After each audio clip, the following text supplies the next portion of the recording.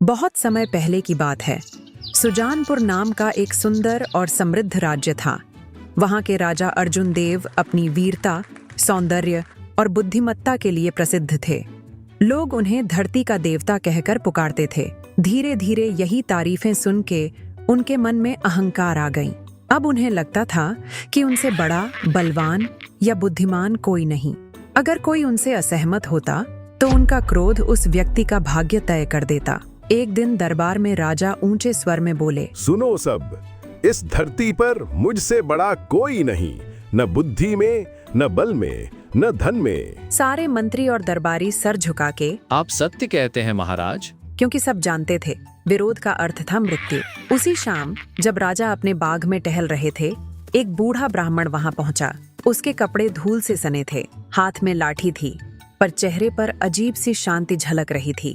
राजा ने हंसते हुए कहा, अरे ये कौन है जो मेरे बाग में बिना अनुमति चला आया? ब्राह्मण ने शांत स्वर में कहा, राजन, मैं ज्ञान की खोज में कई राज्यों में गया हूँ। सुना है आप सबसे महान हैं, तो सोचा आपकी परीक्षा भी ले लूं। राजा मुस्कुराए। मेरी परीक्षा?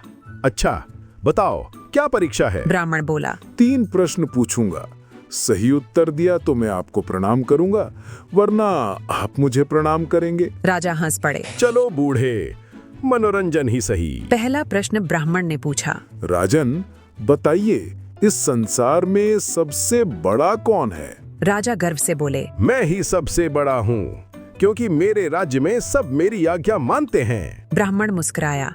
राजन, जब बारिश होती है क्या आपकी आज्ञा चलती है या बादलों की? जब सूर्य उगता है क्या आप उसे रोक सकते हैं?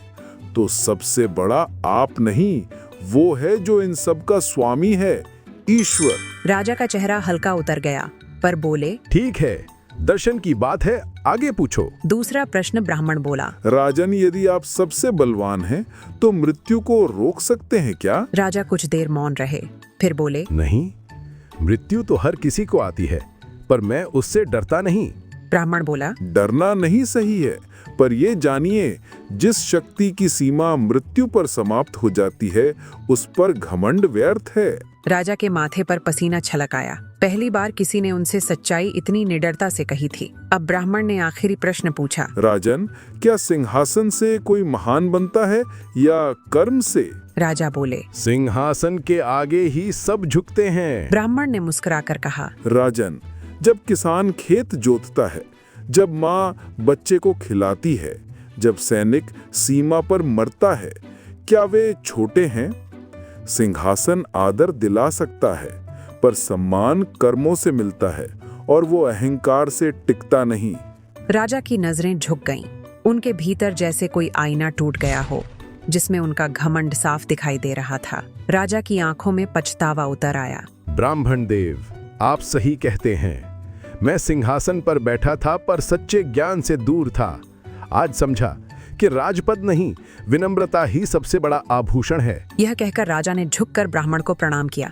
महल के सैनिक और मंत्री जो पास ही खड़े थे, यह दृश्य देखकर चकित रह गए। राजा बोले, आज तक मैंने कई राज्य जीते, पर आज मैंने अपना अहंकार हारा है। ब्राह्मण मुस्कुराया। महाराज, जब राजा विनम्र होता है तभी प्रजा सुखी होती है। घमंड वो आईना है जो सत्य को धुंधला कर देता है। आज से मैं उस आईने को साफ रखूंगा ताकि उसमें सिर्फ सत्य दिखे, मेरा घमंड नहीं। ब्राह्मण मुस्कुराते हुए महल से बाहर चला गया और राजा देर तक वहीं खड़े रहे, मानो अपने भीतर एक नया प्रकाश पा लिया हो। उस दिन के बाद राजा अर्जुन देव पूरी तरह बदल गए। अब वे किसी की गलती पर दंड नहीं, पहले कारण पूछते, गरीबों के घर जाते, उनकी बातें सुनते और राज्य को बल से नहीं, दयालुता से चलाने लगे। लोग कहते थे, पहले वह राजा था, अब वह पिता बन गया है। अहंकार से व्यक्ति ऊंचा नहीं होता, विनम्रता से वह अमर हो जाता है।